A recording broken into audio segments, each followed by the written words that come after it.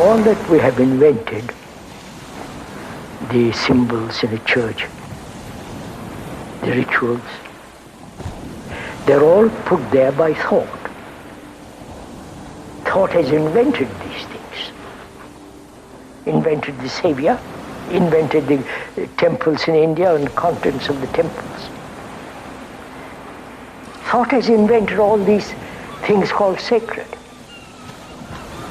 You can't deny that. So thought in itself is not sacred. And when thought invents God, God is not sacred. So, what is sacred? That can only be understood or happen when there is complete freedom from fear, from sorrow, and when there is this sense of love and compassion with its own intelligence. Then, when the mind is utterly still, that which is sacred can take place.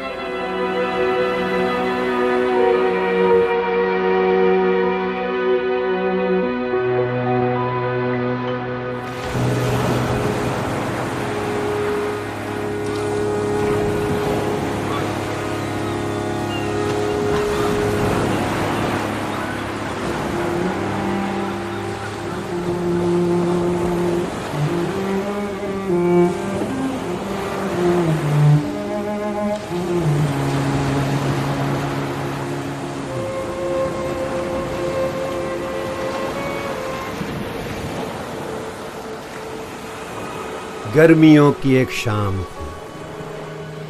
सागर के किनारे कुछ बच्चे खेल रहे थे। उनमें से एक लड़का कुछ अलग ही था। हालांकि वह फटेहाल और कुपोषण का शिकार लग रहा था, पर वह एक अद्भुत आभा से युक्त था। शुद्ध और दीप्तिपूर्ण वातावरण उसके चारों ओर छाया था। इन गुणों के चलते उस बालक को भावी जगतगुरु के संवाहक के रूप में चुन लिया गया। कुछ लोग ऐसा मानते आए थे कि मानव जाति एक नए युग में प्रवेश करने वाली है और इस युग के साथ एक नए मसीहा का आगमन होगा।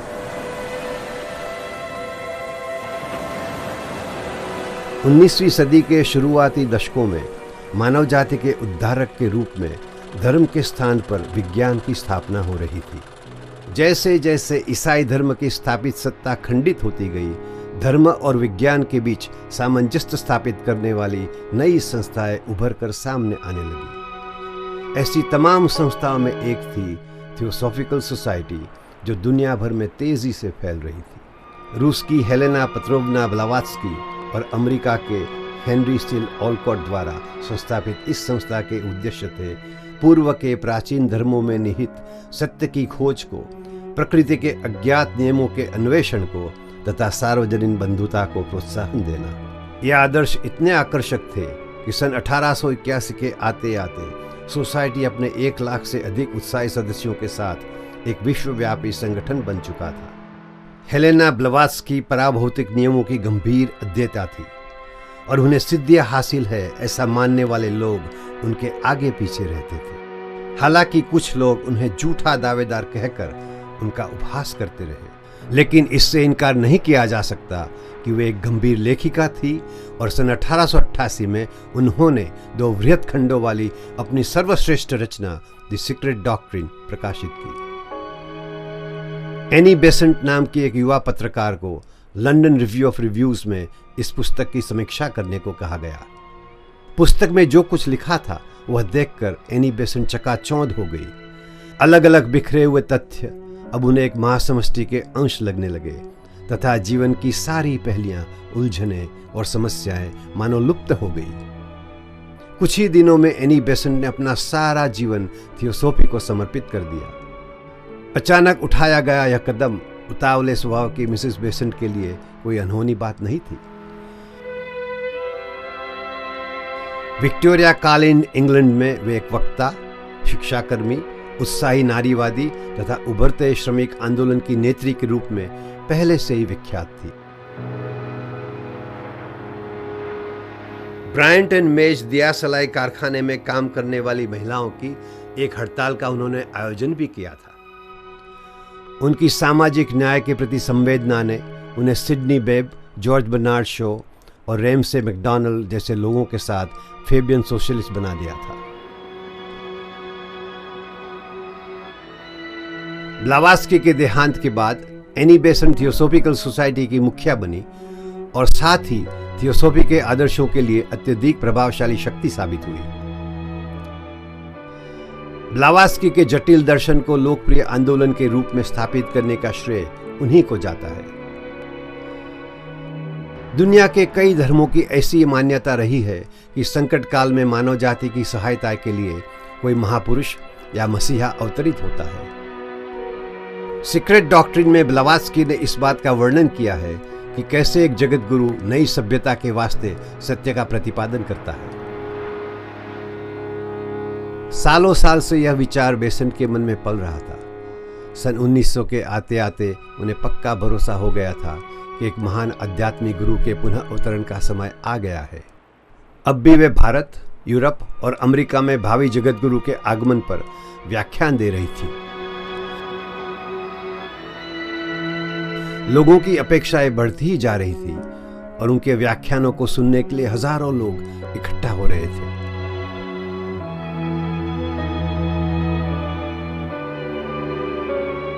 चार्ल्स वेबस्टर लेडबीटर सोसाइटी के प्रमुख नेता थे। उन्होंने और बेसेंट ने बहुत घनिष्ठता पूर्वक साथ साथ काम किया और वे उसी तरह एक दूसरे के पूरक साबित हुए जिस तरह की बरसों पहले ऑलकॉट और ब्लावात्स्की थे।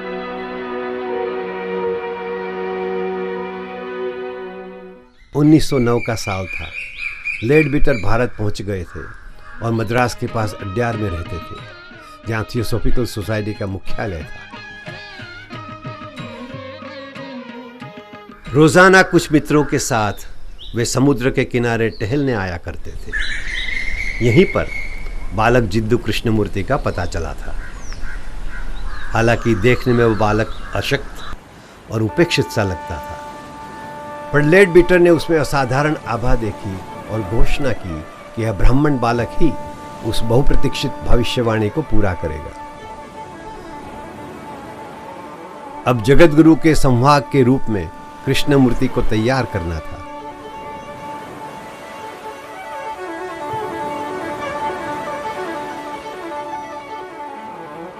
बालक की मां संजीवम्मा का कुछ साल पहले देहांत हो चुका था और 14 साल की आयु में वह अपने पिता और 3 भाइयों के साथ सोसाइटी के कंपाउंड के थोड़ा बाहर रह रहा था। यह स्वप्निल बालक मलेरिया का शिकार हो गया और बीमारी के कारण अक्सर स्कूल नहीं जा सका। उसमें अभिमान जैसा कुछ भी नहीं था और वह दूसरों का कहना आसानी से मान लेता था। शायद वह अपनी अलग ही दुनिया में जीता था और अपने इर्द गिर्द क्या चल रहा है इससे प्रायः पूरी तरह बेखबर रहता था। उसमें एक अजीब सी रिक्तता थी। कृष्णमूर्ति और उसके छोटे भाई नित्यानंद के बीच एक विशेष निकटता थी और जब उसे बताया गया कि उसे महान कार्यों के लिए तैयार करने का वक्त आ गया है तो उसने नित्या के साथ के बिना ऐसा करने से इनकार कर दिया। 27 नवंबर 1909 को एनी बेसेंट भारत लौटी और इन भाइयों से पहली बार मिली। उनके बीच एक स्नेह का बंधन स्थापित हो गया और संकोची कृष्णमूर्ति के लिए वे मां, गुरु तथा मित्र एक साथ बन गई। एनी बेसेंट के लिए इन बालकों के भविष्य का मार्गदर्शन करना एक पवित्र दायित्व था। यह तय हुआ कि कृष्णमूर्ति को दुनिया के सामने प्रस्तुत करने का समय आ चुका है। इस उद्देश्य की पूर्ति के लिए the order of the star of the east की स्थापना की गई। कृष्णमूर्ति को इस ऑर्डर का प्रमुख बनाया गया। एनी बेसन के मार्गदर्शन में इस नए जगत गुरु और उनके संदेश को स्वीकार करने के लिए सदस्यों को तैयार करना इस संघ का उद्देश्य था।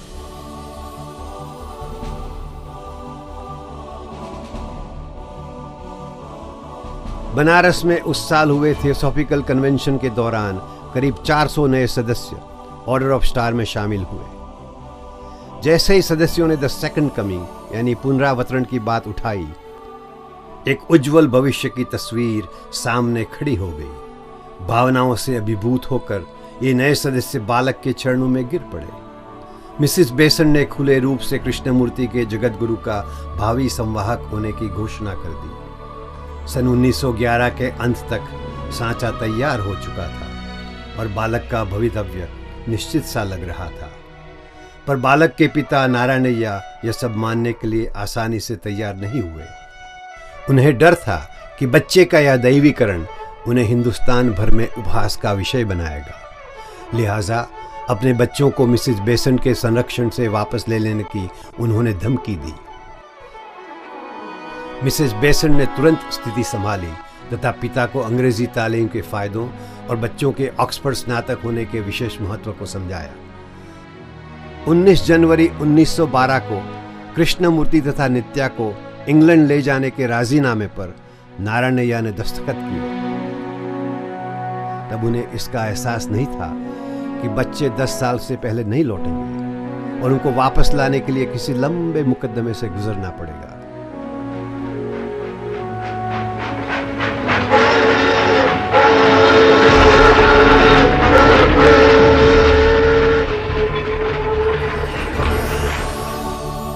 इंग्लैंड में इन बालकों के आने की खबर फौरन फैल गई और चैरिंग क्रॉस स्टेशन पर उनकी अगवानी के लिए काफी भीड़ इकट्ठा हुई।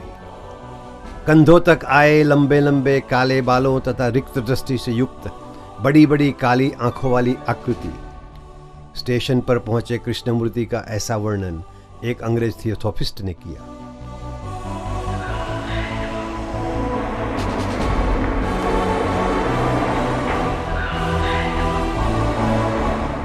मैं जब पहली बार यूरोप गया तब सामाजिक ओहदों पर जमे धनिक तथा पढ़े लिखे लोगों के साथ रहा। लोगों के चेहरे देखते हुए रास्तों पर चला। मैं थिएटरों में गया। मैंने देखा अपना दुख भूलने की कोशिश में लोग कैसे कैसे अपना दिल बहला रहे हैं। राजनैतिक, सामाजिक तथा धार्मिक सत्ता वाले लोग मैंने देखे। युवा लोगों के दिल बहलावे हमने देखे।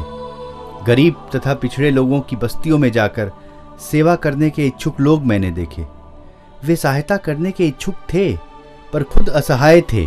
अगर आप खुद ही किसी बीमारी के शिकार हैं तो फिर किसी दूसरे को उस बीमारी से छुटकारा कैसे दिला सकेंगे? मैं हर बात पर आशंका उठाता क्योंकि मैं स्वयं अपने आप सारे प्रश्नों की छानबीन करना चाहता था।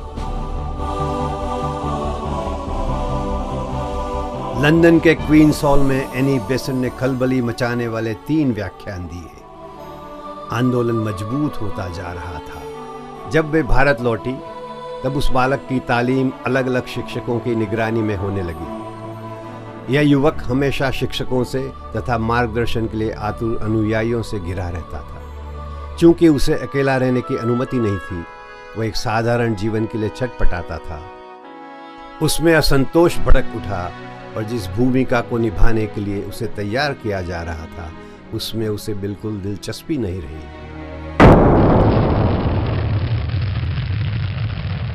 1914 की गर्मियों में इंग्लैंड महायुद्ध में कूद पड़ा। संपर्क व्यवस्था सारी टूट गई और बालक का एकांत बढ़ता गया। कृष्णमूर्ति और अधिक बेचैन हो गए। एनी बेसेंट ने उनको पत्र लिखा और हमेशा की तरह उनको स्मरण दिलाया कि उनका सुख आगे चलकर उनके कार्य में ही निहित होगा। हालांकि उनके मन में मिसिस बेसेंट के लिए गहरे प्रेम और निष्ठा का भाव था, पर अंदर ही अंदर एक मौन क्रांति प्रस्फुटित हो रही थी। लंबे अरसे से मेरे अंदर सभी चीजों के प्रति विद्रोह था। दूसरों के प्रामाण्य से, दूसरों की शिक्षा से, दूसरों के ज्ञान से। जब तक मैं स्वयं पता न लगा लूं, तब तक मैं किसी भी चीज को सत्य के तौर पर स्वीकार नहीं कर सकता था। दूसरों के विचारों का मैंने कभी विरोध नहीं किया, पर मैं उनकी सत्ता तथा उनका जीवन सिद्धांत मानने के लिए तैयार नहीं था। जब तक मैं उस विद्रोह की स्थिति में नहीं पहुंच गया, जब तक मैं हर चीज से, हर संप्रदाय से, हर मत से, हर विश्वास से असंतुष्ट नहीं हो गया, तब तक मैं सत्य का पता नहीं लगा सका। कॉलेज एंट्रेंस परीक्षा पास करने के लिए इन बालकों ने कड़ी मेहनत की। नित्या को कोई खास दिक्कत नहीं आई, पर कृष्णमूर्ति बड़े धीमे और उदासीन विद्यार्थी रहे। जब यह बात साफ हो गई कि कृष्णमूर्ति को ऑक्सफोर्ड या कैम्ब्रिज किसी में भी दाखला नहीं मिल सकेगा, सभी को बड़ी निराशा हुई। 1918 में युद्ध विराम के साथ थियोसॉफिस्टों की क्रियाशीलता बढ़ गई। भारत में एनी बेसेंट शिक्षण और राजनीति की समस्याओं में पूरी तरह डूबी थी। गांधी व अन्य लोगों के साथ साथ वे भारत की आज़ादी की लड़ाई में आगे की कतार में खड़ी थी, पर इसके साथ साथ वे अपने व्याख्यानों में जगत गुरु और मानव जाति के लिए उनके संदेश के महत्व की घोषणा भी करती रही। कृष्णमूर्ति धीरे धीरे परिपक्व हो रहे थे और अब 10 साल अपनी जन्मभूमि से बाहर रहने के बाद यह तय हुआ कि उनके कार्य का आरंभ अड्यार से हो। दिसंबर के अंत में दोनों भाई बंबई पहुंचे। मिसिस बेसेंट को जिसका इंतजार था, वो दिन आखिर आ ही गया। जब किशोर अवस्था में विदेश गए दो भाई नौजवान बनकर वापस आ गए थे। जब मैं भारत आया तो देखा कि वहां के लोग भी भ्रम पाल रहे हैं, उन्हीं घिसी पीटी परंपराओं को ढो रहे हैं, औरतों से क्रूर व्यवहार कर रहे हैं। फिर भी अपने आप को बड़े धार्मिक मानकर वे अपने चेहरों को भस्म से पोत लेते हैं। भारत में दुनिया के सबसे पवित्र ग्रंथ होंगे, उनके पास श्रेष्ठ दर्शन होंगे, अतीत में उन्होंने अद्भुत मंदिर बनाए होंगे, फिर भी उनमें से किसी ने भी मुझे वह न दिया जिसकी मुझे चाह थी। ऑर्डर ऑफ द स्टार के प्रमुख के नाते यह संकोची युवक अपने कार्य में कूद पड़ा। स्टार पब्लिकेशन के लिए उसने बहुत सी किताबें और लेख लिखे, व्याख्यान दिए और सभाओं में हिस्सा लिया। इन भाइयों ने भारत, इंग्लैंड, ऑस्ट्रेलिया और यूरोप में व्याख्यान देने के एक अति व्यस्त कार्यक्रम की जिम्मेदारी ली। ये यात्राएं नित्या के लिए बहुत कष्टप्रद साबित हुई। वह बीमार पड़ गया और जांच करने पर क्षय रोग का पता चला। इस रोग के इलाज के लिए कैलिफोर्निया की सेहतमंद आबोहवा को बेहतरीन पाया गया। 1922 की गर्मियों में उन्हें एक छोटी कॉटेज ओहायो वैली में मिल गई। इस तरह वे दोनों युवक पहली बार अमेरिका आए। मिसेज बेसेंट को लिखे पत्र में नित्या ने अपने इस नए परिवेश का वर्णन कुछ इस प्रकार किया है। खुमानियों और संतरों के बागान से भरी एक लंबी संकीर्ण घाटी में हमारा निवास स्थान है और दिन प्रतिदिन की तपते सूरज की रोशनी हमें अड्यार की याद दिलाती है। हमारी इस घाटी को इंडियन लोग ओहायो यानी बसेरा कहते हैं। शायद सदियों से उनका यह आश्रय रहा है। कुछ समय के लिए ऐसा लगा कि नित्या की हालत सुधर रही है, पर सबसे बेहतर शायद यह बात थी कि वे दोनों अकेले थे। बचपन से एकांत मानो उनके लिए एक ऐसी विलासिता थी जिससे उन्हें वंचित रखा गया था। लेकिन अब इस घाटी की शांति में कृष्णमूर्ति को अपने साथ रहने का मौका मिल गया। झाड़ियों और संतरों के बागान से गुजरते हुए कृष्णमूर्ति पहाड़ियों में अकेले घूमा करते। जैसे जैसे दिन गुजरे एक अजीब बेचैनी ने कृष्णमूर्ति को जकड़ लिया।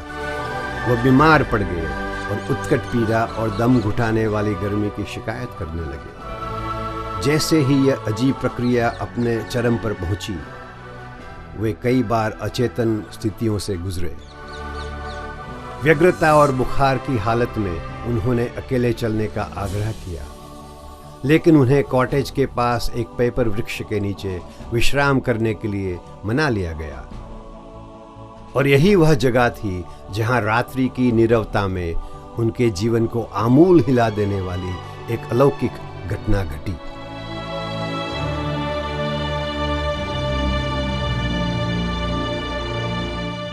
पेड़ों के बीच से गुजरने वाली हवा को, घास के पत्ते पे चल रही चींटी को मैं महसूस कर सकता था।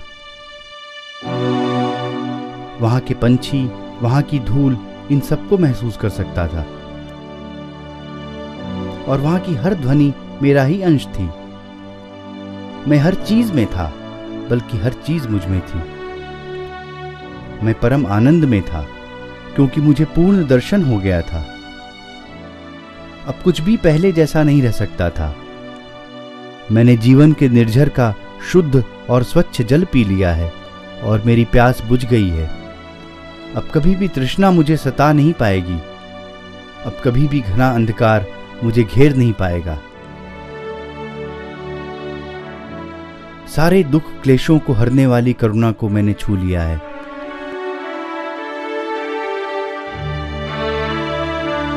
यह मेरे अपने लिए नहीं, पूरे विश्व के लिए है।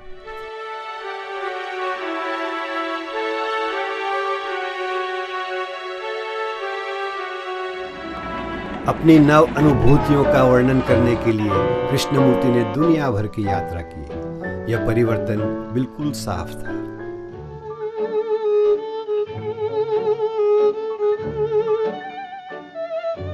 सभी जगह सभी लोगों में किसी अज्ञात चीज की खोज रही है, और अधिक ज्ञान और अधिक दृष्टि और अधिक बोध देने वाली किसी अनुभूति की खोज रही है, और उसी को वे सत्य कहते आए हैं।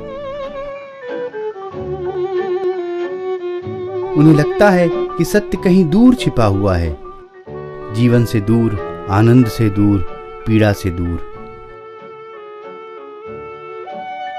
लेकिन सारा जीवन ही तो सत्य है, और जीवन के बोध के साथ ही सत्य का बोध होता है।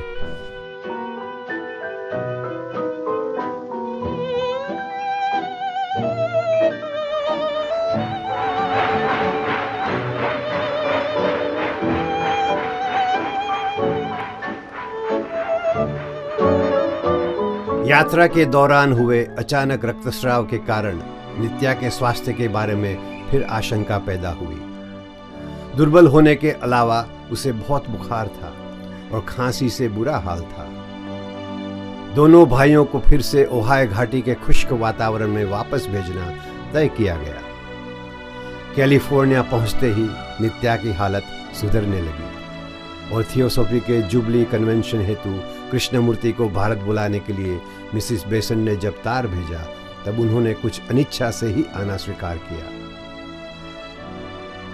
इन भाइयों के बीच का स्नेहबंध पहले से अधिक दृढ़ बन गया था। ऐसी दृढ़ आस्था जताई गई थी कि आगे के कार्य के लिए नित्या अत्यंत आवश्यक है और इसीलिए उसका जीवन बचा लिया जाएगा। यात्रा के दौरान तार मिला कि नित्या को इन्फ्लुएंजा हुआ है। अगले तार में लिखा था, फ्लू बहुत अधिक बढ़ चुका है, मेरे लिए प्रार्थना करो। 13 नवंबर को जब जहाज सुइज कैनाल में प्रवेश कर रहा था, एक टेलीग्राम नित्या की मृत्यु की खबर लेकर आया। इस खबर ने कृष्णमूर्ति को पूरी तरह तोड़ दिया। इससे भी बढ़कर इसने कुछ किया। कृष्णमूर्ति का समूचा जीवन दर्शन, उनकी भविष्य में गहरी आस्था तथा नित्या की इस सब में महत्वपूर्ण भूमिका, इस सब को उसने जड़ से हिला दिया।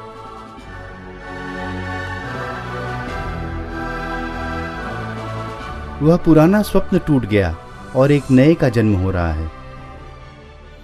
एक नई दृष्टि का उदय हो रहा है और एक नई चेतना प्रस्फुटित हो रही है। अब पहले से कहीं ज्यादा निश्चय पूर्वक कह सकता हूं कि जीवन में सच्चा सौंदर्य और सच्चा आनंद है, जो किसी भी बाहरी घटना से नष्ट नहीं हो सकता। जीवन में एक ऐसी अपार शक्ति है जो आम घटनाओं से अशक्त नहीं हो सकती, और एक ऐसा प्रेम है जो शाश्वत, अविनाशी और अजेय है। मद्रास पहुंचते पहुंचते कृष्णमूर्ति का चेहरा शांत और तेजस्वी हो गया था। 1925 के जुबिली कन्वेंशन में थियोसॉफिकल सोसाइटी की 50वीं वर्षगांठ मनाई गई। उस 4 दिवसीय सम्मेलन में हजारों लोगों ने हिस्सा लिया। विश्व भर के अखबारों में बड़ी उत्सुकता से सम्मेलन की गतिविधियों की खबरें प्रकाशित हुई। कन्वेंशन के तुरंत बाद स्टार कांग्रेस संपन्न हुई। अब तक ऑर्डर ऑफ द स्टार के 45,000 से अधिक सदस्य बन चुके थे।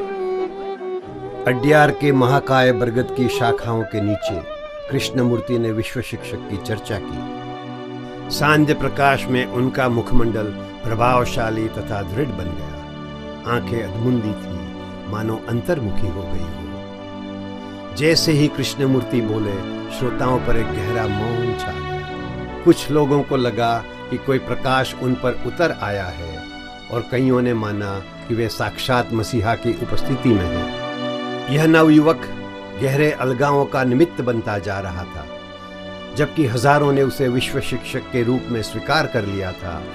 पर कुछ ऐसे भी थे जो उनको मिल रही श्रद्धा और सम्मान से बेचैन भी हुए। कुछ साल पहले नीदरलैंड में बैरन फिलिप वॉन पेला ने अपना पैतृक घर Kassel अर्डे order of the star को दे दिया था।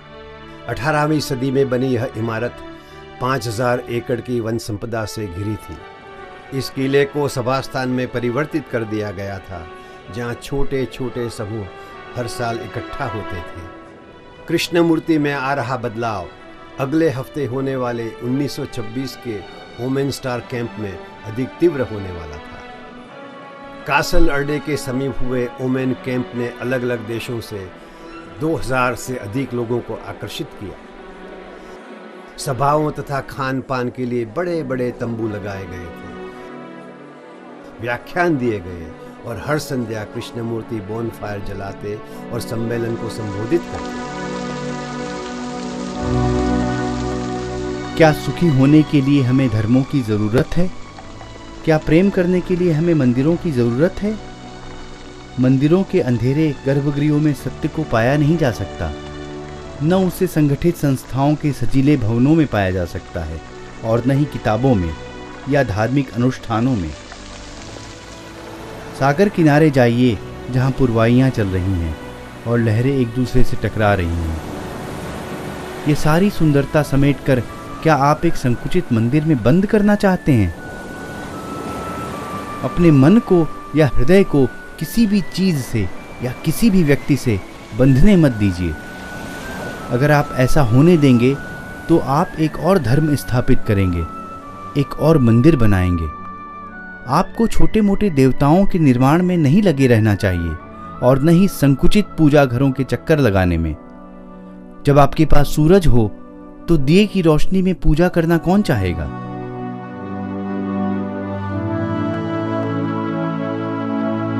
कृष्णमूर्ति की सत्य की दृष्टि का थियोसॉफी से ही नहीं, बल्कि सभी संगठित धर्मों के ढांचों से सामंजस्य बिठाना काफी मुश्किल होता जा रहा था। उनके द्वारा आध्यात्मिक अधिसत्ता को नकारना थियोसॉफिकल सोसाइटी के लिए और उसके आजीवन सदस्यों के लिए एक चुनौती था। जैसे जैसे सोसाइटी में विघटन दिखाई देने लगा, वैसे वैसे वैमनस्य उभर कर आने लगा। लकीरें खींच गई।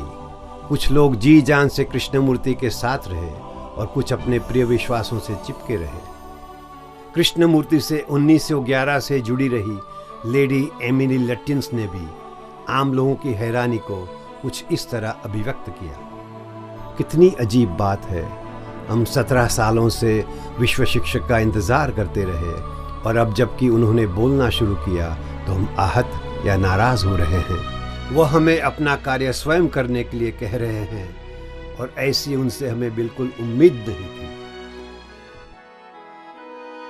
1928 के मई में दक्षिण कैलिफोर्निया के सदाबहार ओक वृक्षों के नीचे पहले ओहायो स्टार कैंप का आयोजन हुआ, लेकिन हर वार्ता के साथ, हर सभा के साथ दरारें अधिक स्पष्ट होने लगी। स्वास्थ्य बिगड़ने के कारण एनी बेसेंट को अपने सारे सार्वजनिक कार्यक्रम रद्द करने पड़े। फिर भी थियोसॉफी का कृष्णमूर्ति के विचार से मेल मिलाप करने का भरसक प्रयत्न वे करती रही।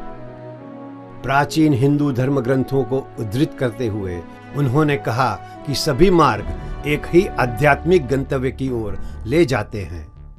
पर उनके प्रयासों के बावजूद अलगाव बढ़ता ही गया। कृष्णमूर्ति की वार्ताओं में न कोई सौम्य सूक्तियां थी, न ही वर्तमान धर्मों में एकता दर्शाने की कोशिश। वे कहते, धार्मिक विधि तथा संगठित धर्म सत्य की प्राप्ति में बाधाएं हैं, विघ्न है।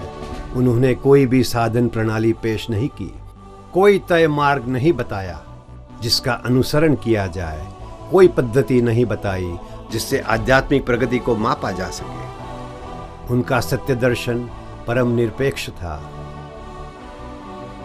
नीदरलैंड में 3 अगस्त 1929 को ओमेन गैदरिंग में मिसिस बेसेंट तथा स्टार के 3000 से अधिक सदस्यों की मौजूदगी में कृष्णमूर्ति ने ऑर्डर ऑफ द स्टार को समाप्त कर दिया और अपने बारे में किए गए तमाम दावों से खुद को मुक्त कर लिया।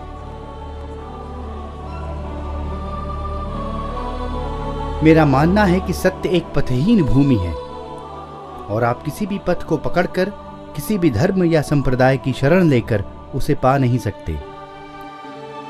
मेरा ऐसा दृष्टिकोण है और मैं इसे पूर्णतया और बिना किसी समझौते के स्वीकार करता हूं। निस्सीम और संस्कारों से मुक्त होने के कारण सत्य को किसी भी पथ के अनुसरण से नहीं पाया जा सकता, उसे संगठित नहीं किया जा सकता और न ही लोगों को किसी विशिष्ट पथ पर चलने के लिए बाध्य करने के लिए कोई संगठन ही बनाया जाना चाहिए।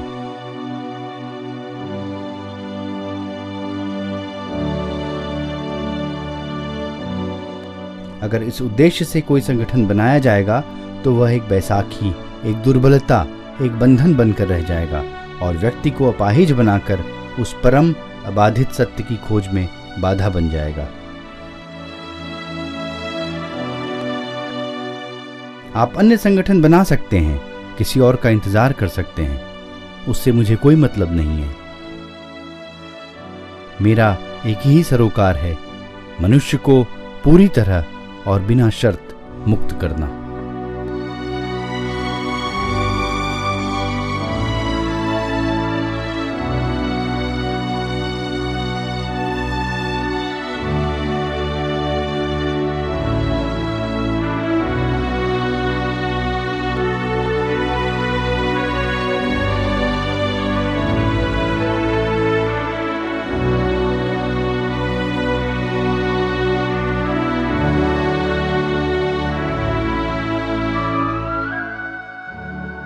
सारे धर्म हमेशा से कहते आए हैं कि बस हमारा ही एक मार्ग सही है। हमारे त्राता, हमारी प्रणाली, हमारे विश्वास, हमारे अनुष्ठान ही एकमात्र सच हैं और उन्हीं के जरिए आपका उद्धार हो सकता है। सारे धर्मों की यही एक अविराम टेक रही है। मैं यह कई साल पहले कह चुका हूं और इसमें कोई संदेह ही नहीं है कि सत्य को पाने का कोई मार्ग है ही नहीं। उन लोगों के लिए सत्य एक स्थिर बिंदु है। यदि वह एक स्थिर बिंदु है तो उस तक पहुंचने के लिए पथ हो सकता है, चाहे जितने पथ हो सकते हैं। लेकिन अगर वह कोई स्थिर बिंदु नहीं है और वह एक जीवंत चीज है, गतिशील चीज है, यह गति जगत और समय के संदर्भ में नहीं है, जो कि बिल्कुल अलग बात है, तो फिर स्वाभाविक है कि उसे पाने का कोई पथ नहीं होगा। लेकिन बात यह है कि ऐसा खतरनाक नजरिया हम अपनाना नहीं चाहते। हमें सब कुछ सुनिश्चित चाहिए, हमें हर वस्तु अंतिम चाहिए।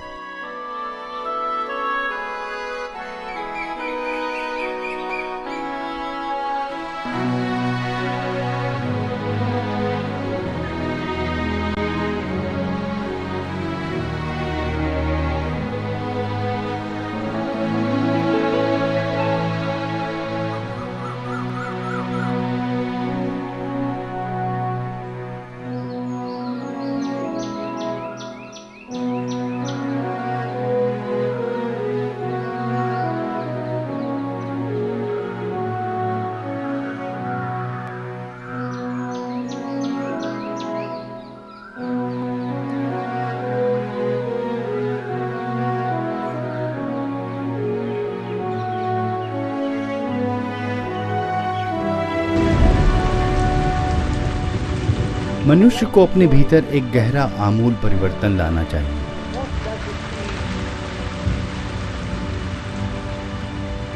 इस बात का क्या अर्थ है? इस प्रश्न की गहरी जांच मैं करना चाहूंगा।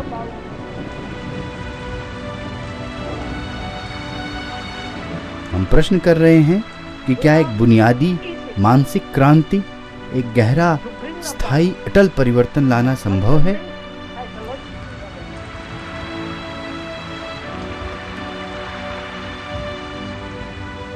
हम एक सीमित, अपने में सिमटी हुई, संकुचित और संकीर्ण जिंदगी जीते हैं। ऐसे में इस सत्य को देख पाना कि हम संपूर्ण मानवता हैं, कि हम में मानव का सर्वस्व है, बहुत ही कठिन है। यानी कि एक मानव होने के नाते आप विश्व के अंश हैं। आप ही विश्व हैं। और यह महज एक कल्पना नहीं, बुद्धि द्वारा बनाई कोई चीज नहीं जो कहे कि हाँ बिल्कुल ठीक, बल्कि यह वह सच्चाई, वह हकीकत है कि आप एक मनुष्य के नाते सारी मनुष्य जाति के प्रतिनिधि हैं। आप दुख झेलते हैं, चिंतित होते हैं, भ्रांति और अनिश्चय में डोलते हैं, मुसीबत झेलते हैं, भयभीत होते हैं, आहत होते हैं और ऐसी ढेर सारी बातें। और हर एक मनुष्य का यही हाल है। इसलिए आपकी चेतना समस्त मानव जाति की चेतना है। इससे एक और प्रश्न पैदा होता है, वह यह कि चेतना के भीतर मनुष्य जाति का दुख समाया है। केवल आपका विशिष्ट दुख नहीं, बल्कि मनुष्य जाति का दुख।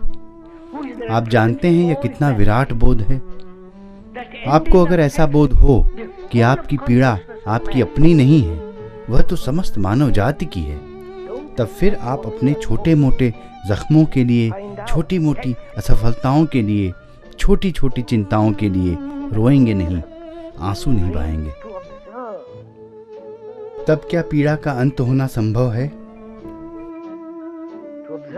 यदि एक मनुष्य में जो सारी मानवता का प्रतिनिधि है पीड़ा का अंत होता है, तो उसका प्रभाव संपूर्ण मानव चेतना पर पड़ता है।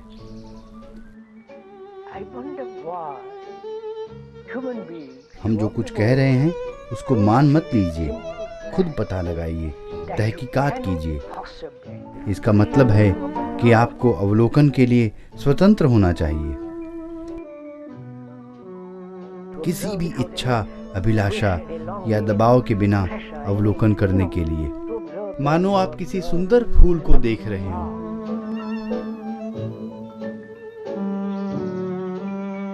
समझ में नहीं आता कि यह साधारण सी बात दुनिया भर के मनुष्यों को समझ में क्यों नहीं आती कि जब तक आप राष्ट्रवाद के चलते विभाजित हैं, तब तक धरती पर शांति नहीं हो सकती। हम बाहर विश्व में राजनैतिक, धार्मिक, आर्थिक, सामाजिक व्यवस्था चाहते हैं। हमारे आपसी संबंधों में हमें व्यवस्था चाहिए। हमें कुछ शांति चाहिए, कुछ समझ चाहिए। और यदि मानसिक स्तर पर व्यवस्था है, वहां कोई संघर्ष और अंतर्विरोध नहीं है। चेतना की वह अवस्था शांत, स्थिर और स्पष्ट है, तब फिर आप विश्व में व्यवस्था ला सकते हैं। फिलहाल हम जो करने की कोशिश में लगे हैं वह है कानून से, राष्ट्रीयता से और ऐसे ही अन्य तरीकों से व्यवस्था लाना, कहीं बाहर विश्व में व्यवस्था लाना। और यह बार बार साबित हो चुका है कि ऐसी कोशिश निश्चित तौर पर अव्यवस्था पैदा करती है। इसलिए हम कह रहे हैं, यह वक्ता कह रहा है कि हमारी इस भ्रमों और अंतर्विरोधों से भरी चेतना में व्यवस्था लाए बगैर, आंतरिक मानसिक व्यवस्था लाए बगैर बाहरी व्यवस्था का होना असंभव है। और असली संकट वही है। हमें लगता है कि संकट राष्ट्रीय है, आर्थिक है या सामाजिक, लेकिन संकट कहीं बाहर नहीं है, संकट तो भीतर है और उसका मुकाबला करने के लिए हम तैयार नहीं हैं।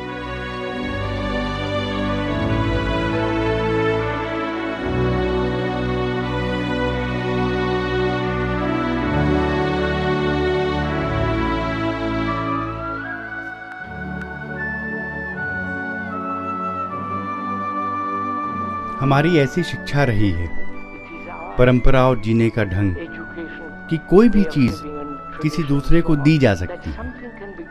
यानी जीसस आपको मुक्ति दिला सकते हैं, या कोई गुरु आपका उद्धार कर सकता है, या आपकी पत्नी आपकी मदद कर सकती है।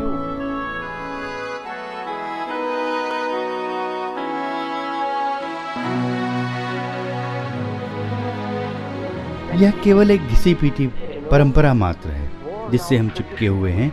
यह बिल्कुल ही गलत नजरिया हो सकता है। किसी के पास समझ है जबकि किसी और के पास नहीं है, लेकिन क्षमा करें, आप संस्कारबद्ध हैं। आप इस कल्पना से प्रतिबद्ध हैं कि आप अपनी समझ मुझे दे सकते हैं, ठीक? लेकिन हो सकता है कि यह वास्तविकता बिल्कुल न हो। मानसिक दृष्टि से, भीतर से हम किसी दूसरे पर निर्भर होकर कहते हैं, घमंड से मुक्त होने में कृपया मेरी सहायता करें।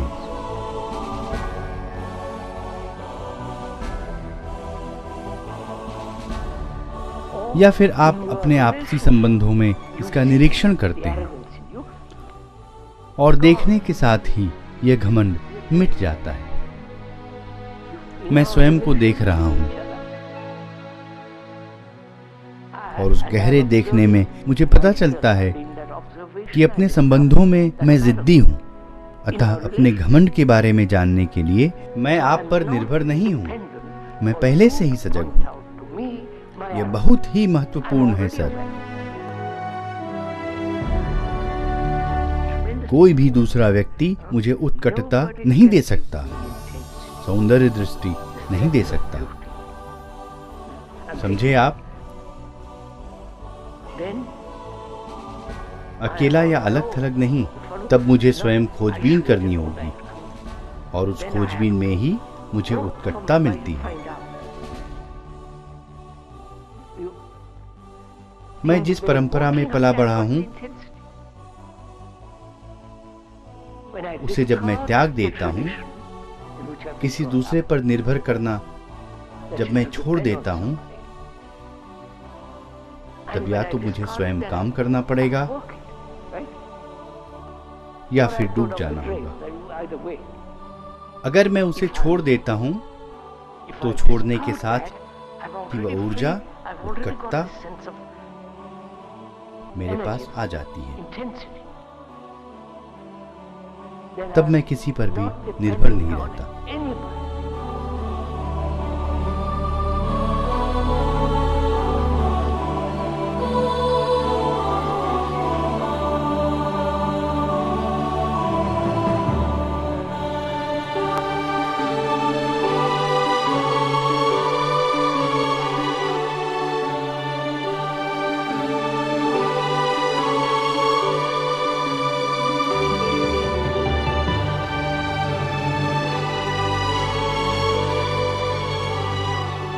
क्या संबंधों के जरिए मैं अपने आप का अवलोकन कर सकता हूँ? संबंधों में क्या मैं अपने आप को बुनियादी, मौलिक ढंग से जान सकता हूँ? अपनी सारी प्रतिक्रियाओं को, बारीकियों और सूक्ष्मताओं को? प्रायः हमारे संबंध स्मृति पर आधारित होते हैं। क्या आप यह स्वीकार करेंगे? मैंने आपके बारे में और आपने मेरे बारे में जो अलग अलग प्रतिमाएं, छवियां बनाई हैं, निष्कर्ष निकाले हैं, उन पर हमारे संबंध आधारित होते हैं। आपके बारे में, पत्नी या पति के बारे में, महिला या पुरुष मित्र के बारे में मेरे मन में तरह तरह की प्रतिमाएं बनती बिगड़ती रहती हैं, जो कि हमारे संबंधों का आधार बनती हैं। ठीक, यह बिल्कुल साफ है, साधारण सी बात है, जो कि वास्तव में होता है। जब किसी की शादी होती है या कोई किसी लड़की या लड़के के साथ रहता है, तब हर घटना, हर शब्द, हर कृत्य प्रतिमा का निर्माण करता है कि नहीं? क्या यह बात स्पष्ट है? कृपया मुझसे केवल सहमत न हो जाइए। मैं आपको किसी चीज के लिए राजी करना नहीं चाहता, लेकिन यह बात आप खुद देख सकते हैं। कोई शब्द अंकित हो जाता है, अगर वह सुखद है तो आप फूले नहीं समाते, यह अच्छा लगता है। अगर वह दुखद है तो आप उससे तुरंत अपने को बचाते हैं, और ऐसा करते करते प्रतिमा तैयार हो जाती है। सुख एक प्रतिमा बनाता है। अपने में सिमटना आत्म बचाव प्रतिमा बनाता है। इसलिए हमारा एक दूसरे के साथ नाता वास्तव में तमाम तरह की बारीक छवियों, प्रतिमाओं तथा निष्कर्षों पर आधारित होता है। इसलिए जब उस प्रकार की कोई प्रतिमा आप दोनों के पास होती है, तब वहां विघटन पैदा होता है, और फिर सारा द्वंद्व शुरू हो जाता है।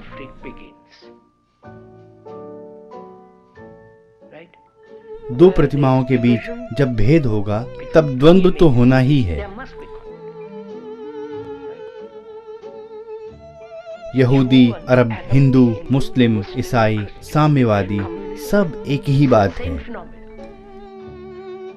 यह एक बुनियादी नियम है कि लोगों के बीच जहां भेद होगा, वहां द्वंद्व भी होगा।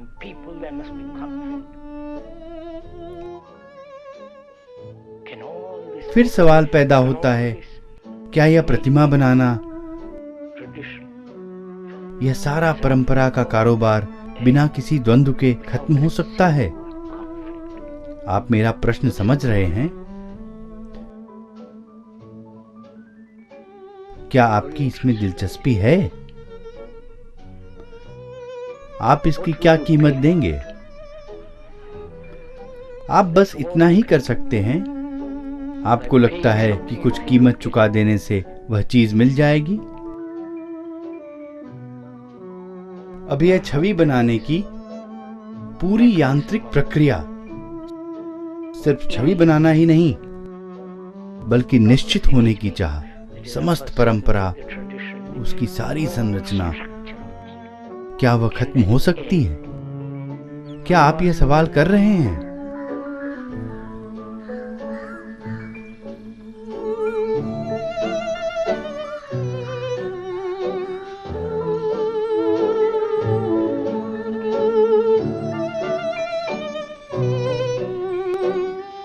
आपको यह बताने वाला कौन है? क्या करना चाहिए? गौर कीजिए। जब आप बच्चे होते हैं, आपके माँ बाप बताते हैं कि क्या करना चाहिए, और इसी मानसिकता का पोषण जीवन भर किया जाता है। स्कूल में बताया जाता है, कॉलेज में, विश्वविद्यालय में बताया जाता है कि क्या करना चाहिए, और वैसे ही सारी जिंदगी भर कोई न कोई आपको बताता रहता है कि यह सही है, यह गलत है। इसका क्या मतलब है? आपका अपना कोई आत्मान्वेषण नहीं है। यह समझ नहीं है कि वास्तव में आप शेष मानवता से अलग नहीं हैं। आप सच में पूरी मानवता हैं, क्योंकि हमारी ही तरह दुनिया का हर मनुष्य काफी अधिक पीड़ा से, काफी अधिक दुख और बहुत सारी दुश्चिंताओं से होकर गुजरता है। आप ही की तरह अनिश्चित, भ्रांत और असुरक्षित है। हम इसे स्वीकार नहीं करते।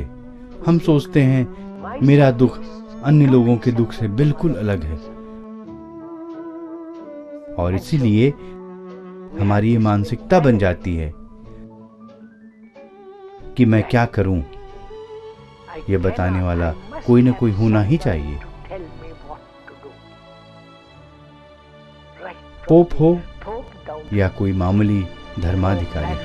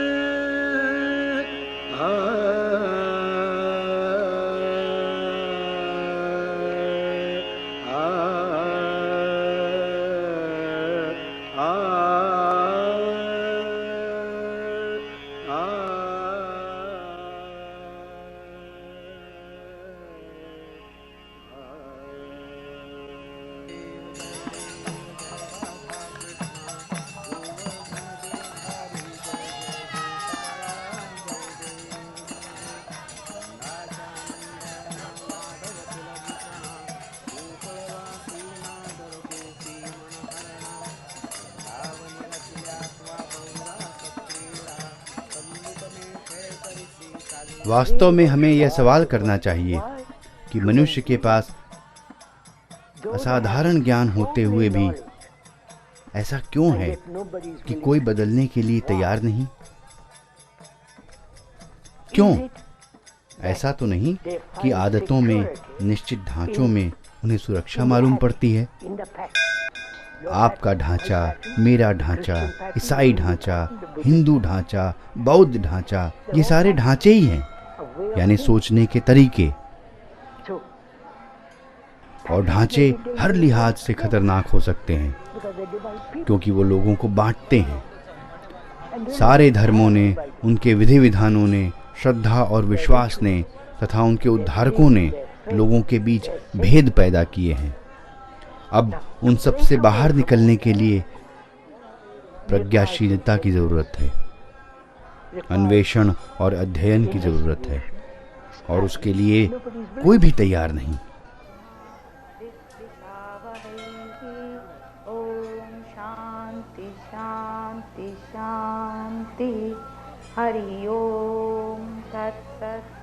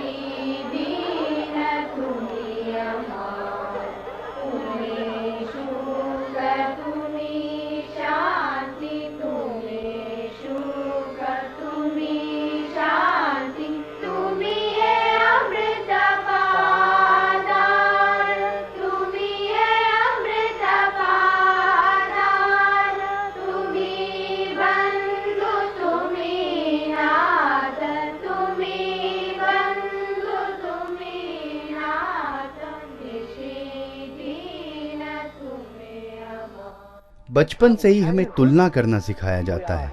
हमसे कहा जाता है कि देखो तुम्हारा भाई कितना होशियार है, तुम भी वैसे ही बनो। स्कूल में दूसरों से ज्यादा नंबर लाने के लिए कहा जाता है। इस तरह आपकी हमेशा दूसरे से तुलना की जाती है और आप भी यही करने लगते हैं। करते हैं ना? मैं कहता हूं कि आप किसी से भी अपनी तुलना न करें। ठीक है ना? सुना आपने?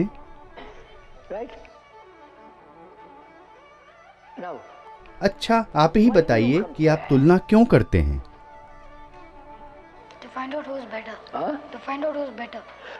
यह जानने के लिए कि आप दूसरे से अच्छे हैं यानी उस लड़की से आप अपनी तुलना करते हैं, वह बहुत अधिक होशियार है, बुद्धिमान है, चतुर है, और उससे तुलना करने पर आप कम अक्ल हो जाते हैं। पर सोचिए, अगर आप तुलना न करें तब भी क्या आप कम अक्ल रहेंगे? परीक्षाओं में, स्कूल में पूरी जिंदगी भर लोग तुलना करते हैं। आप अपने टीचर से कहिए कि तुलना न करें। टीचर और आपके बीच एक रिश्ता है, वह आपसे ज्यादा जानती है, ठीक? किताबी तौर पर, हे भगवान, किताबी तौर पर तो आप भी किसी दूसरे से ज्यादा जानते हैं। वह आपको जीव विज्ञान पढ़ाती है,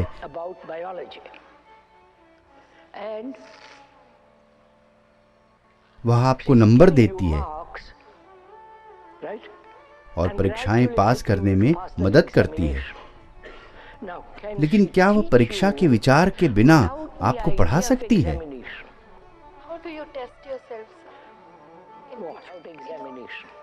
आपके कहने का मतलब है कि परीक्षा से ही आपको पता चलेगा कि आपने कितना सीखा है। जल्दीबाजी मत कीजिए, पहले ध्यान से सुनिए और पता लगाइए आप सभी परीक्षाओं के कितने आदी हो गए हैं।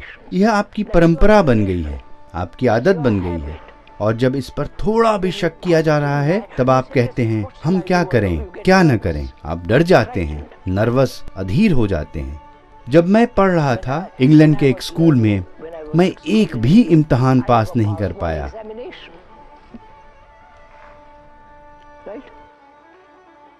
मैं सारी परीक्षाओं में बैठा पर किसी में भी पास नहीं हो पाया। परीक्षा हॉल में बिना कुछ लिखे बैठा रहा।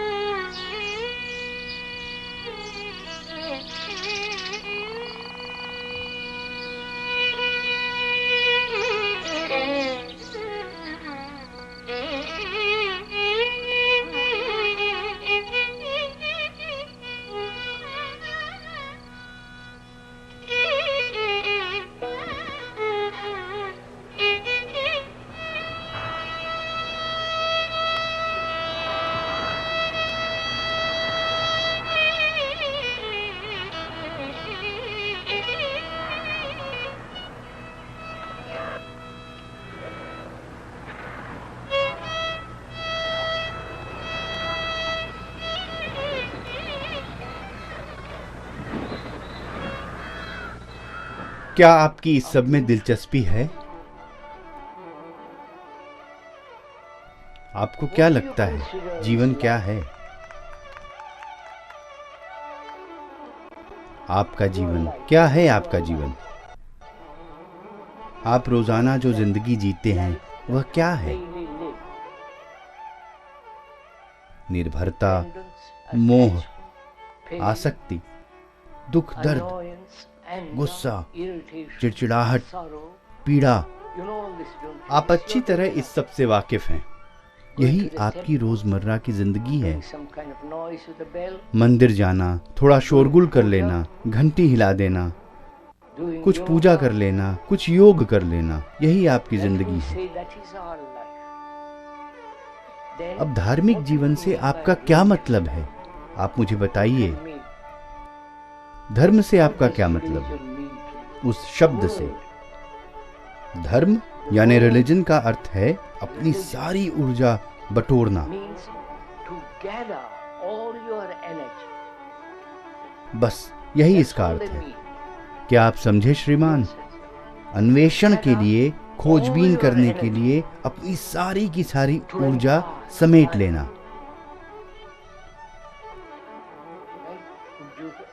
मंदिरों में चलने वाले अनुष्ठान, माथे पे भभूत लगाना, इस सब का धर्म से कोई लेना देना नहीं है।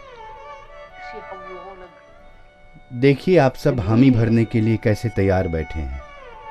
धर्म का अर्थ है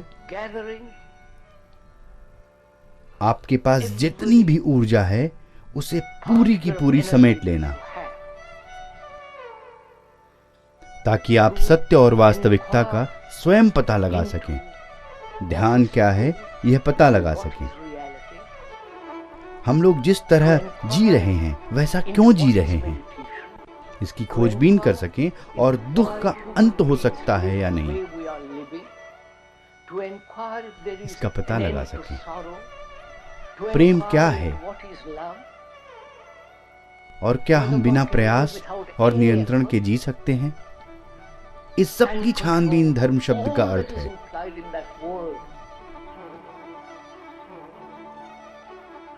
धार्मिक जीवन का अर्थ है अपना प्रकाश स्वयं होना। इसका मतलब है किसी भी बाहरी अधिकारी का न होना।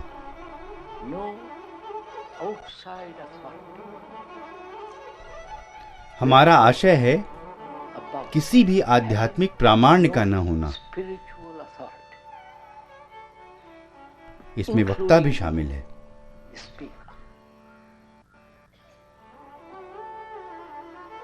क्या आपने किसी का अधिकार स्वीकार किया हुआ है?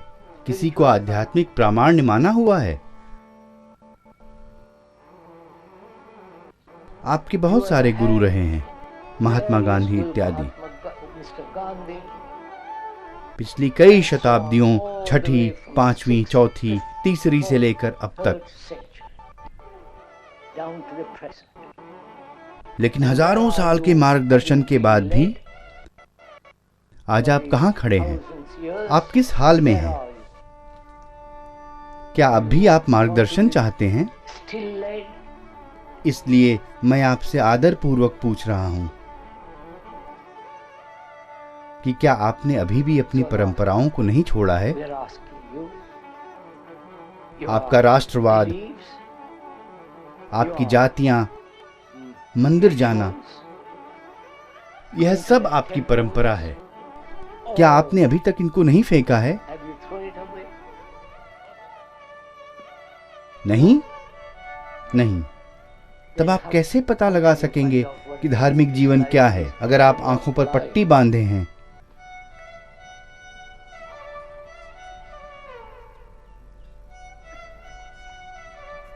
आप धार्मिक जीवन के बारे में जानना चाहते हैं, लेकिन साथ ही अपने बचकाने आवरण को भी नहीं छोड़ना चाहते।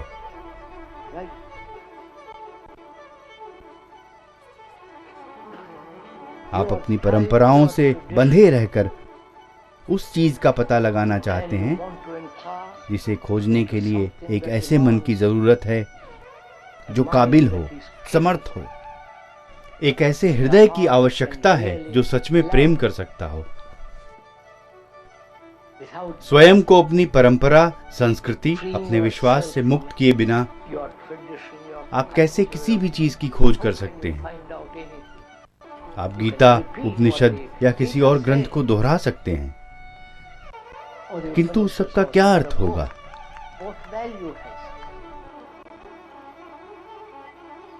कुछ दिन हुए मुझे किसी ने बताया कि आजकल कुछ गुरु गीता पर व्याख्यान दे रहे हैं।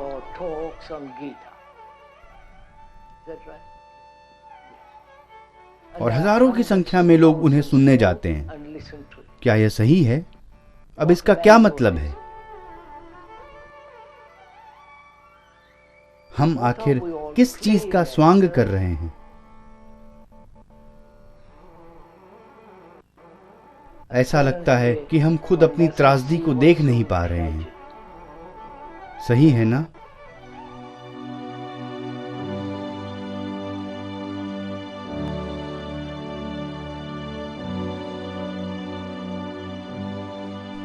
मानसिक तौर पर मैं क्यों दूसरों के कथन स्वीकार करूं, जबकि मुझे एहसास है कि मैं समूची मानवता से अलग नहीं हूं। मानव जाति मैं ही हूं। यह जो मैं है वह मानव जाति का इतिहास है, मनुष्यता की किताब है।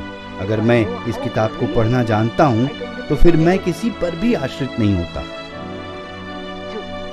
इसलिए क्या मैं बिना किसी विकृति, पूर्वाग्रह, बिना किसी विकल्प के इस किताब की कथा वस्तु के प्रति यानी अपने प्रति सजग हो सकता हूँ। इस किताब को बड़े ध्यान से पढ़ने के लिए बिना कुछ तोड़े मरोड़े बहुत अधिक अवधान, ऊर्जा, तीव्रता और तत्परता की जरूरत है। और यह सब करने को हम तैयार नहीं हैं, क्योंकि यह हमें बड़ा कष्टकर लगता है। आप सोच रहे हैं जल्दी से बताइए कि मैं क्या करूं, मैं वह कर लूंगा। हो सकता है न भी कर सकूं, पर सामान्य तौर पर मैं वह कर नहीं सकता। और मुझे व्यक्तिगत तौर पर लगता है कि किसी दूसरे के द्वारा मार्गदर्शन पाने की आदत, चाहे वह मार्गदर्शन मानसिक हो या धार्मिक या किसी मनोचिकित्सक का, शुरू से ही गलत है, क्योंकि तब आप मानव जाति को एक बच्चे में तब्दील कर रहे हैं, जिसे आपको राह दिखानी है, सिखाना है, प्रोत्साहित करना है। क्या हजारों साल बीत जाने के बाद भी हम बड़े नहीं हुए हैं?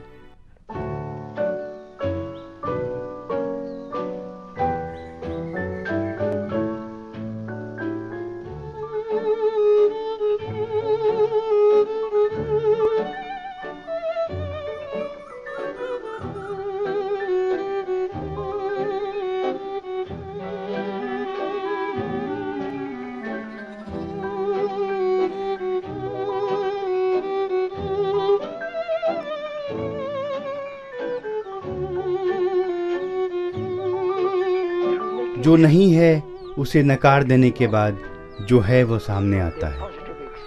इसके मायने हैं कि प्रेम न तो लालसा है, न सुख है और न ही स्मरण। वह मृत्यु के समान शक्तिशाली है, जीवन के समान जीवंत। और देखिए, प्रेम तभी रह सकता है जब दुख नहीं होता। दुख व्यक्तिगत होता है, वह वैश्विक भी होता है। मनुष्य ने अनगिनत दुख झेले हैं और अपने सारे दुख को वह प्रेम के साथ जोड़ने की कोशिश करता है। इसीलिए हमेशा एक अंतर्विरोध रहता है, द्वैत रहता है। और जब आप वह सब नकार देते हैं जो प्रेम नहीं है, तब उस प्रेम की अपनी अपार सुंदरता, शक्ति और जीवंतता प्रकट होती है।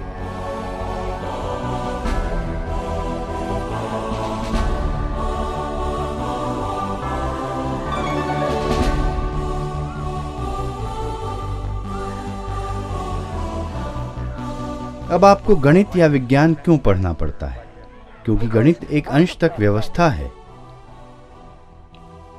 इसलिए 2 और 2 और 2 मिलकर 6 होते हैं। यह व्यवस्था है, ठीक?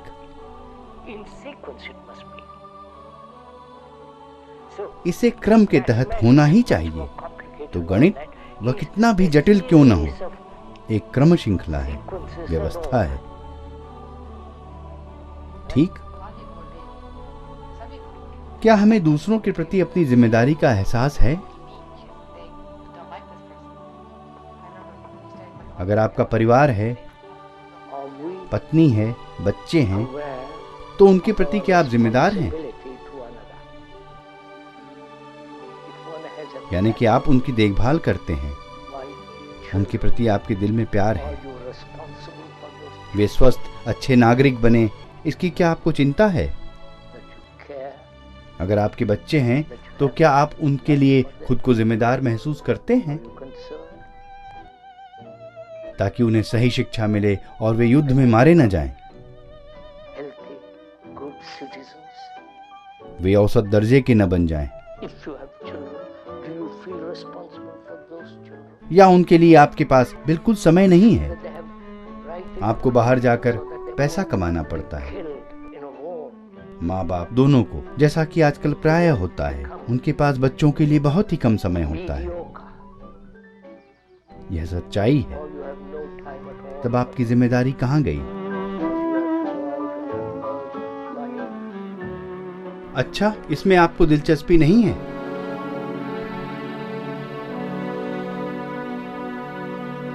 तो मैं पूछूंगा, आपकी किस चीज में दिलचस्पी है? मुझे लगता है यह प्रश्न बिल्कुल जायज है। आप प्रेम, मुक्ति, आकाश की सुंदरता आदि के बारे में कुछ भी बात करें, वह तो आपके लिए सतही दिलचस्पी ही होगी। लेकिन बुनियादी तौर पर आपकी दिलचस्पी किस चीज में है? यह सही है, आप अपने आप से ही मतलब रखते हैं, ठीक? जरा रुकिए सर, आपने बिल्कुल सही फरमाया। हर किसी को अपने आप से ही मतलब है। हमारा समाज, हमारी संस्कृति, हमारा धर्म इसी नींव पर आधारित है, ठीक? हर किसी की रुचि बस अपने आप में, अपनी खुद की तरक्की में।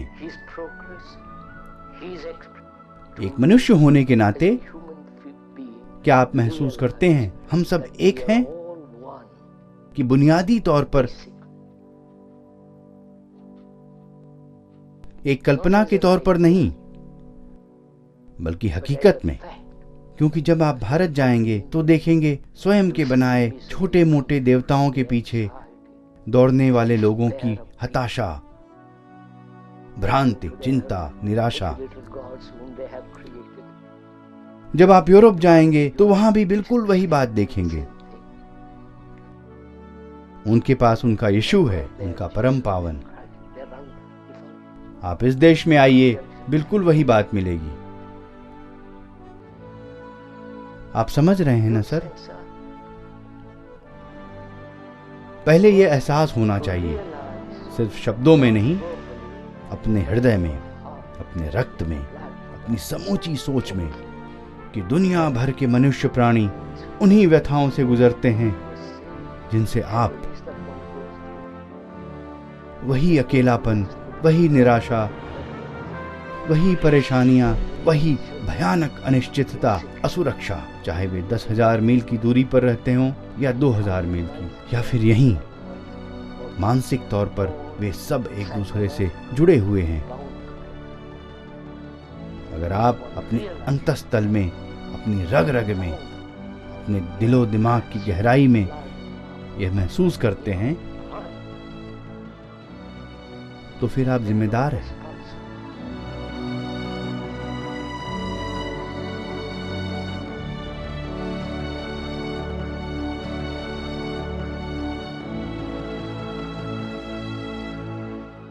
आपने यह सब सुना है, एक मनुष्य के नाते सुन लिया है, फिर आप बदले क्यों नहीं?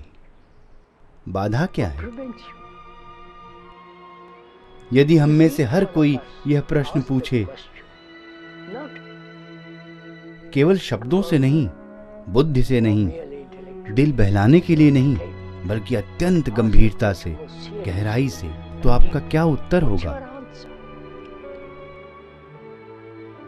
इस बारे में आपका क्या जवाब होगा कि हजारों सालों से मनुष्य प्राणी इसी तरह जीते आए हैं? ये बदले क्यों नहीं? आप, यानी जो अभी सुन रहे हैं, आप क्यों नहीं बदले? आप जानते हैं आपके न बदलने के क्या परिणाम होंगे? आप राष्ट्रवादी होंगे, आप कबीलेवादी होंगे, अपने ही दायरे में बंद, दूसरों से बिल्कुल अलग, और इसलिए आपका विश्व से कोई नाता न होगा। आप लड़ते रहेंगे, झगड़ते रहेंगे, अधिक से अधिक हथियार जुटाएंगे एक दूसरे को खत्म करने के लिए। अब आप अगर वाकई इस मामले में गंभीर हैं, तो आप अपने आप से यह सवाल क्यों नहीं पूछते, मैं जो इन सारी बातों से गुजरा हूं, मैं क्यों नहीं बदला? क्या जवाब होगा आपका? आखिरकार जीवन तो एक है, एकात्म वैश्विक गति है। उसी तरह हमारी चेतना, सारी मानव जाति की चेतना एक है। इसलिए अगर मैं बुनियादी रूप से बदल गया,